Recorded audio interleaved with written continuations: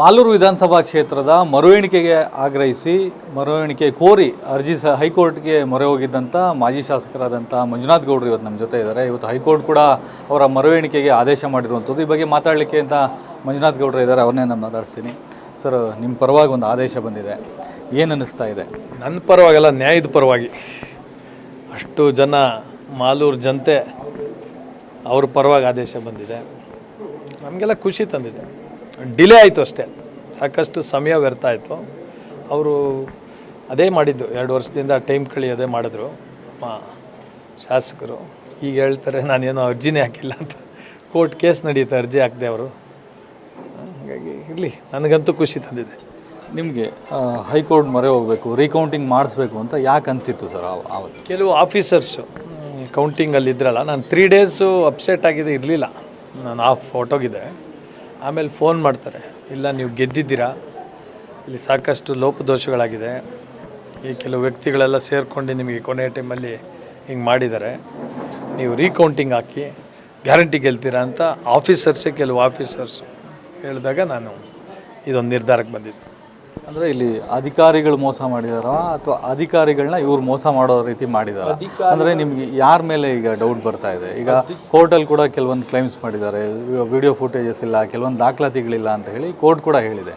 So ನಿಮ್ಗೆ ಯಾರ ಮೇಲೆ ಡೌಟ್ ಬರ್ತಾ ಇದೆ ಇಲ್ಲಿ? ಅಧಿಕಾರಿಗಳ ಜೊತೆ ನಮ್ಮ ಹಾಲಿ ಶಾಸಕರು ಸೇರಿ ಮಾಡಿರೋಂಥ ಕೃತ್ಯ ಇದು. ಅವ್ರು ನಾನು ಇಲ್ಲ ಅಂತ ಹೇಳ್ತಾರೆ, ನಾನು ಯಾವಾಗಲೂ ಬಂದೆ ಅಂತೆಲ್ಲ ಹೇಳ್ತಾರೆ. ಅಲ್ಲಿ ಬರಬೇಕಾದ್ದೇನಿಲ್ಲ. ಕಾಂಗ್ರೆಸ್ ಅವತ್ತು 130 ಸೀಟ್ ಬಂದುಬಿಟ್ಟಿತ್ತು, 132 130 ಸೀಟು. ಅವತ್ತು ಡಿಸ್ಟಿಕ್ ಎಲೆಕ್ಷನ್ ಆಫೀಸರು, ಕೌಂಟಿಂಗ್ ನಮ್ಮ ಎಲೆಕ್ಷನ್ ಆಫೀಸರು, ಇವರಿಗೆಲ್ಲ ಯಾರ್ಯಾರು ಫೋನಿಂದ ಬಂದಿದೆ ಅವ್ರ ಕರೆಗಳೆಲ್ಲ ಮುಂದಿನ ದಿನಗಳಲ್ಲಿ ತನಿಖೆಗೆ ಹೋದಾಗ ಸಿಗಾಕತ್ತಾರೆ ಎಲ್ಲರೂ. ಈಗ ಮತ ಎಣಿಕೆ ಕೊಠಡಿ ಒಳಗಡೆ ಒಬ್ಬರೇ ಅಧಿಕಾರಿಗಳಿರಲ್ಲ, ಸಾಕಷ್ಟು ಜನ ಇರ್ತಾರೆ, ಏಜೆಂಟ್ಗಳಿರ್ತಾರೆ. ಇಂಥ ಟೈಮಲ್ಲಿ ಹೆಂಗೆ ಕಣ್ತಪ್ಪಾಗೋದಕ್ಕೆ ಹೆಂಗೆ ಸಾಧ್ಯ ಅಂತ? ಏನು ಕಣ್ತಪ್ಪಾಗೋದು? ಯಾರನ್ನ ಎಲ್ಲಿ ಹಿಡಿಯೋದು? ಅಷ್ಟು ಜನ ಏಜೆಂಟ್ಸ್ ಇದ್ದೇ ಆಗಲಿಲ್ಲ. ಇಷ್ಟು ಜನ ಇದ್ವಲ್ಲ, 113 17C ಫಾರಮ್ ಸಿಗ್ನೇಚರ್ಸ್ ಇಲ್ಲ. ಆಮೇಲೆ ಪೊಲೀಸ್ ಇರ್ತಾರೆ, ಪ್ರತಿಯೊಂದಕ್ಕೂ ಧಮಕಿ ಹಾಕ್ತಾರೆ. ಆಮೇಲೆ ಟ್ಯಾಬ್ಯುಲೇಷನ್ ಮಾಡಬೇಕಾದ್ರೆ ನಮ್ಮನ್ನೇನು ಒಳಗೆ ಕಳಿತಾರ? ಇಲ್ಲ. ಈಗ ಫಸ್ಟ್ ರೌಂಡಲ್ಲಿ ಏನಾಗಿದೆ, ಕೊನೆಯ ರೌಂಡಲ್ಲಿ ಹೆಂಗೆ ಕಂಡು ಹಿಡಿತೀರಾ? ನಮ್ಮಲ್ಲೆಲ್ಲ ಏನು ಮಾಡಿರ್ತಾರೆ, ಏಜೆಂಟ್ಸು ಟಾಪ್ 3 4 ಬರ್ಕೊಂಡಿರ್ತಾರೆ, ಉಳಿದವು ಇಂಡಿಪೆಂಡೆನ್ಸ್ ಯಾರು ಬರ್ಕೊಳಕ್ಕೆ ಹೋಗಲ್ಲ. ಅದನ್ನು ಯಾರಿಗೆ ಬೇಕಾ ಹಾಕೋಬೋದು? ಇಷ್ಟು ಕ್ಲೋಸು ಎನ್ಕೌಂಟ್ರಿದ್ದು ಹತ್ರ, ಅಷ್ಟು 248 ಓಟು, ಒಂದು ಕಡೆ 100 ಓಟ್ ತೆಗೆದು ಆ ಕಡೆ ಹಾಕಿದ್ರೆ ಮುಗ್ದೇ ಹೋಯ್ತು ಎಲೆಕ್ಷನ್.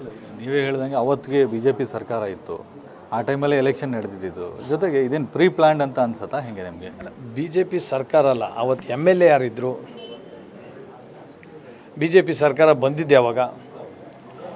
ಆ ಟ್ರಾನ್ಸ್ಫರ್ ಆದಂಥ ಅಧಿಕಾರಿಗಳು ಎಷ್ಟು ವರ್ಷದಿಂದ ಟ್ರಾನ್ಸ್ಫರ್ ಆಗಿ ಇಲ್ಲಿ ಬಂದಿದ್ದರು, ಅದೆಲ್ಲ ಕೌಂಟ್ ಆಗುತ್ತೆ. ಪ್ರೀ ಪ್ಲ್ಯಾಂಡ್ ಅಲ್ಲ, ಸಾಂದರ್ಭಿಕವಾಗಿ ನಡೆಯೋಂಥ ಕೆಲಸಗಳಿವೆಲ್ಲ. 5,000 10,000 ಲೀಡ್ ಅವ್ರಿಗೆ ಹೋಗಿದ್ದಿದ್ರೆ ಪ್ಲ್ಯಾನ್ ಏನು ಮಾಡೋದು? ಪ್ಲ್ಯಾನೇ ಇಲ್ಲ. ಈ ಹತ್ರ ಬಂದಾಗ ಇಂಥವು ಸಾಕಷ್ಟು ನಿರ್ದೇಶನಗಳು ಕೊಡ್ಬೋದು. ಅರಸೀಕೆರೆ ಶಿವಲಿಂಗೇಗೌಡರು ಬರೀ 100 ಚಿಲ್ಲರೆ ಓಟಲ್ಲಿ ಯಾವಾಗ ಸೋತಿದ್ರು ಅನಿಸ್ತದೆ. ಆಮೇಲೆ ರಾಚಯ್ಯನವ್ರ ಇವ್ರಿರಬೇಕು, ಕೃಷ್ಣಮೂರ್ತಿಯವರು ಬರೀ ಒಂದು ಹೋಟೆಲ್ ಸೋತಿದ್ರು. ಗ್ರಾಮ ಪಂಚಾಯತಿ, ತಾಲೂಕ್ ಪಂಚಾಯತಿ, ಜಿಲ್ಲಾ ಪಂಚಾಯತಿಲಿ ಯಾವ ಥರ ಎಲೆಕ್ಷನ್ ನಡೀತೆ ಅಂದರೆ 50 100 200 ಓಟ್ ಬಂದಾಗ ಬಲಿಷ್ಠರಾಗಿ ಗೆದ್ಕೊಬಿಡ್ತಾರೆ. ಈಗ ಮರು ಎಣಿಕೆ ಆದರೆ ಫಲಿತಾಂಶ ಬದಲಾಗತ್ತೆ ಅಂತ ನಿಮ್ಗೆ ಅನ್ನಿಸುತ್ತಾ, ಅಥವಾ ಕೌಂಟಿಂಗ್ ಏನಾದ್ರು ಡಿಫ್ರೆನ್ಸ್ ಆಗ್ಬೋದಾ? ಇಲ್ಲ, ಮರು ಎಣಿಕೆ ಫಲಿತಾಂಶ ಬದಲಾವಣೆ ಆಗುತ್ತೆ ಅಂತಲೇ ನಾನು ಕೋರ್ಟ್ಗೆ ಹೋಗಿರೋದು. ಜಾಸ್ತಿ ಬರ್ಬೋದು. ನನಗೆ ಮಾಹಿತಿ ಇರೋ ಪ್ರಕಾರ 300 ಚಿಲ್ಲರೆ ಓಟಲ್ಲಿ ನಾವು ಗೆಲ್ತೀವಿ ಅಂತ. ಈಗ 248 ಓಟಲ್ಲಿ ಅವ್ರು ಗೆದ್ದರೆ 300 ಚಿಲ್ಲರೆ ಓಟಲ್ಲಿ ನಾವು ಗೆಲ್ತೀವಿ ಅಂತ. ಈಗ ಅವರು ಕೂಡ ಸುಪ್ರೀಂ ಕೋರ್ಟ್ ಮೊರೆ ಹೋಗೋದಕ್ಕೆ ಬೇಕಾದಂಥ ತಯಾರಿಗಳನ್ನ ಮಾಡ್ಕೊತಾ ಇದ್ದಾರೆ. ಮುಂದಿನ ಹೋರಾಟ ನಿಮ್ಮದೇನಿರುತ್ತೆ ಸರ್? ನಾವೀಗಾಗಲೇ KVAT ಹಾಕಿದೆ, ಈಗ ಸಿಗ್ನೇಚರ್ ಮಾಡಿ ಬಂದಿದ್ದೀನಿ. ನಮ್ಮದಾಗಲೇ ಅಲ್ಲಿ ಇರುತ್ತೆ ಸುಪ್ರೀಂ ಕೋರ್ಟಲ್ಲಿ. ಇವರೇನಾರು ಹಾಕ್ಬೇಕಂದ್ರೆ KVAT ಇರುತ್ತೆ, ಡೈರೆಕ್ಟಾಗಿ ಹೋಗಿ ಸ್ಟೇ ಸಿಗಲ್ಲ ಇವರಿಗೆ. ನಮ್ಮ ಅಹವಾಲು ಅವರ ಅಹವಾಲು ಸೇರ್ಕೊಂಡು ಕೇಳಿ ಆಮೇಲೆ ನಿರ್ಧಾರ ಮಾಡ್ತಾರೆ. ಈಗ ಆಲ್ಮೋಸ್ಟು 2.5 ವರ್ಷ ಮುಗಿದೋಯ್ತು. ಇವಾಗ ಏನೇ ರಿಸಲ್ಟ್ ಬಂದರೂ ಕೂಡ ನಿಮಗೆ ಇನ್ನು ಕೇವಲ ಸಿಗೋದೆ ಬರೀ 2.5 ವರ್ಷ ಮಾತ್ರ. ಸೊ ಇದರಲ್ಲಿ ನ್ಯಾಯಕ್ಕೋಸ್ಕರ ಹೋರಾಟನ ಅಥವಾ ಅಧಿಕಾರಕ್ಕೋಸ್ಕರ ಹೋರಾಟನ? ನಾನು ಮತ್ತೊಂದು ದಾವೆ ಹಾಕೋಣ ಅಂತ ಒಂದು ನಿರ್ಧಾರ ಮಾಡಿದ್ದೀನಿ. ನಮಗೆ ಎಲೆಕ್ಷನ್ ರೀಕೌಂಟಿಂಗ್ ಆಗುತ್ತೆ, ಗೆಲ್ತೀವಿ. ಗೆದ್ದಾದ ಮೇಲೆ ಗೆದ್ದಿದ್ದರಿಂದ 5 ವರ್ಷಗಳ ಕಾಲ ನಮಗೆ ಕೊಡಬೇಕು ಅಂತಲೇ ಕೋರ್ಟ್ ಮೊರೆ ಹೋಗ್ತೀನಿ. ಈ 2 ವರ್ಷ ಏನು ಕಳೆದೋಗಿದೆ 2.5 ವರ್ಷ ಅದು ನನ್ನ ತಪ್ಪಿಂದ ಅಲ್ಲ, ಅಧಿಕಾರಿಗಳ ಕುತಂತ್ರ. ಇಲ್ಲಿ ಯಾರು ಗೆದ್ದಿರೋರು ಇವರೆಲ್ಲ ಶಾಮೀಲಾಗಿ ಮಾಡಿರೋಂಥ ತಪ್ಪು. ಅದಕ್ಕೆ ನ್ಯಾಯ ಒದಗಿಸ್ಕೊಡುತ್ತೆ ಅಂತ ನಂಬಿಕೆನೂ ನನಗಿದೆ.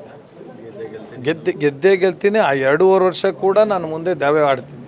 ನನಗೆ 5 ಗೆದ್ದಿದ್ದಿನಿಂದ ಇವತ್ತು ಎಲೆಕ್ಷನ್ ರಿಸಲ್ಟಾಗಿ ಗೆದ್ದಿದ್ದಿನಿಂದ 5 ವರ್ಷಗಳ ಕಾಲ ನಾನು ಅವಧಿ ಕೊಡಬೇಕು ಅಂತ ನ್ಯಾಯಾಲಯ ಮೊರೆ ಹೋಗ್ತೀನಿ. ಇದಿಷ್ಟು ಮಾಜಿ ಶಾಸಕರಾದ ಮಂಜುನಾಥ್ ಗೌಡ ಅವರ ಮಾತು. ಅಂದರೆ ಈ ಒಂದು ಮರು ಎಣಿಕೆಯಲ್ಲಿ ತಾನು ಗೆದ್ದೇ ಗೆಲ್ತೀನಿ, ಜೊತೆಗೆ ಈ ಒಂದು ನ್ಯಾಯಕ್ಕೆ ಸಿಗುವಂಥ ಜಯ ಅನ್ನುವಂಥದ್ದು ಅವರ ಮಾತು. ಕ್ಯಾಮ್ರಾಮನ್ ಮಂಜುನಾಥ್ ಜೊತೆ ರಾಜೇಂದ್ರ ಸಿಂಹ, TV9 ಕೋಲಾರ.